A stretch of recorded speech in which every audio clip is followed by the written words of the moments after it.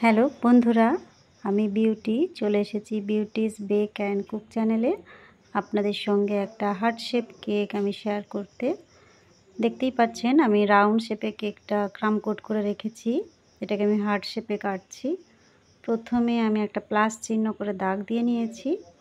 এইবারে নিচের অংশটা আমি দুদিক থেকে কেটে নিচ্ছি।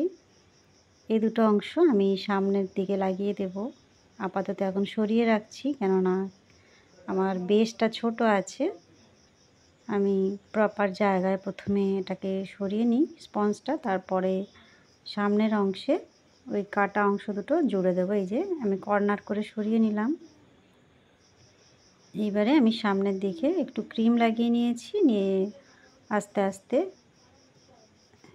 যে দুটো ভাগ আমি কেটে নিয়েছিলাম সেটা লাগিয়ে দিচ্ছি। এইভাবে কাটিং করে হার্ট শেপ কেকগুলো আমি বানাই। সে 1 পাউন্ড হোক, 2 পাউন্ড হোক, 3 পাউন্ড হোক, যত বড়ই কেক হোক না কেন, রাউন্ড শেপে বানিয়ে নিয়ে সেটা খুব ইজিলি হার্ট শেপে আমি এটাকে বানিয়ে নিতে পারি। সেই প্রসেসটাই আপনাদের সঙ্গে শেয়ার করছি। হার্ট শেপের জন্য আবার আলাদা করে কোনো রকম মোল্ডের প্রয়োজন এখানে হবে না, কেননা এখন জিনিসপত্রের এত দাম বেড়ে গিয়েছে। প্রত্যেকটা জিনিসের জন্য যদি আপনি আলাদা করে মোল্ড কিনতে যান তাহলে অনেক বেশি খরচা হয়ে যাবে। সবথেকে ভালো এই প্রসেসে করে নেওয়া। আর দেখুন যে অংশটা আমি জুড়েছি সেইখান থেকে আবার ভি শেপ করে আমি কেটে নিয়েছি, তবেই হার্ট শেপটা প্রপার আসছে। আবার যেখানে একটু মনে হচ্ছে সেখানে আবার একটুখানি করে কাটিং করে নিচ্ছি, যাতে দেখতে ভালো লাগে।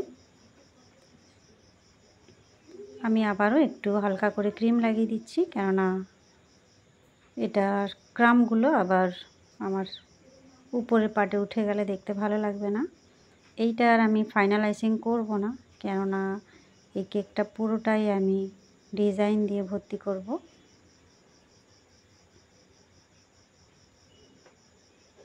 আমি একটু করে ক্রিম দিয়ে নিচ্ছি।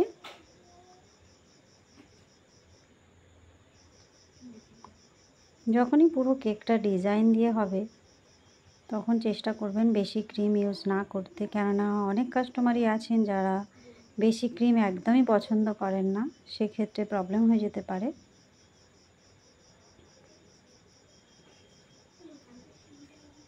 একটু ভালো করে ফিনিশিংটা দিয়ে নিচ্ছি আর কি।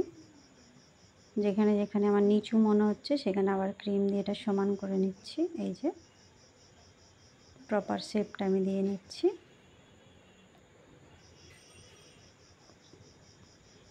এখানে আমি বার্গান্ডি কালার ক্রিমের সঙ্গে মিক্সড করেছি, আর 1M নজেল দিয়ে ডিজাইনটা প্রথমে শুরু করলাম।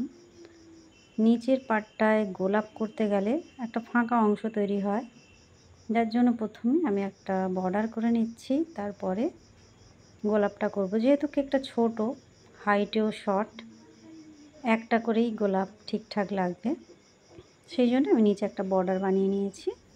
এই যে দেখুন, একটা করেই গোলাপে পুরো সাইডটা ভরে যাচ্ছে। কালারটা এতটাই মিষ্টি কালার যে না পিঙ্ক কালার না রেড কালার, খুব সুন্দর একটা কালার। এই বার্গান্ডি কালারটা মার্কেটে পাওয়া যায়, একবার ট্রাই করতে পারেন। কালারটা দিয়ে কেক বানালেও দেখতে বেশ সুন্দর লাগে।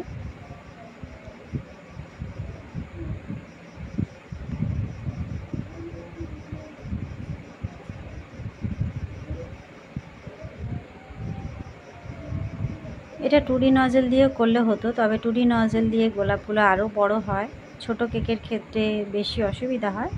1M নজেলটাই ঠিক আছে এখানে। আমার যে ফাঁকা অংশগুলো থেকে যাচ্ছে সেগুলো পরে আমি আবার ভরাট করে দেব। প্রথমে আমি একটা রাউন্ডভাবে, যেরমভাবে গোলাপ করলে ঠিক লাগে সেইটা করে নিচ্ছি। পরে যে সাদা অংশ দেখা যাচ্ছে ওইগুলো আবারও আমি সেম কালার ক্রিম দিয়ে পূরণ করে দেব। কেকটা এতটাই আর্জেন্ট ছিল, যাক এইটা কাস্টমার কিন্তু আমাকে ফটো পাঠিয়েছিলেন, সেইটাই আমি ফলো করছি জাস্ট। এই যে আমি প্রেস করে যে ফাঁকা অংশগুলো রয়েছে সেইগুলো আস্তে আস্তে পূরণ করে দিচ্ছি, যেন আর দেখতে না মানে দেখা যেন না যায়, প্রপার একটা কেক তৈরি হয়ে গেল।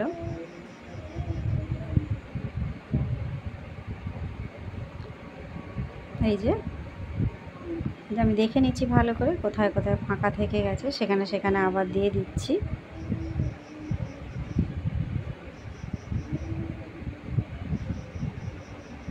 আমি এখানে সাদা ক্রিম দিয়ে বেসের উপরে নামটা লিখে নিচ্ছি। এটা রাইটিং নজেল দেওয়া আছে এর ভেতরে, তবে এই নজেল না থাকলে কোনো অসুবিধা নেই, জাস্ট পাইপিং ব্যাগটা ছোট করে কেটে নেবেন, তাতেই কাজটা হয়ে যাবে। আর উপরে একটু জাস্ট কয়েকটা ছিটে ফোটা সাদা ফুল করে দিচ্ছি, একদম ছোট সাইজের স্টার নজেল দিয়ে, কেন ছবিতে এরকমই ছিল, যার জন্য আমি সেইভাবেই করছি। কেকটা কিন্তু দেখতে দারুণ সুন্দর লাগছিল, বিশেষ করে কালারটা এত মিষ্টি কালার ছিল। যাই হোক বন্ধুরা, এই হলো আমার কেকের ফাইনাল লুক। কেমন লাগছে? ভালো লাগলে বা একটু হেল্পফুল মনে হলে অবশ্যই একটা লাইক করবেন, চ্যানেলটা সাবস্ক্রাইব করে রাখবেন। দেখা হবে আপনাদের সঙ্গে নেক্সট নতুন কোনো ভিডিও নিয়ে। সবাই ভালো থাকবেন, বাই বাই।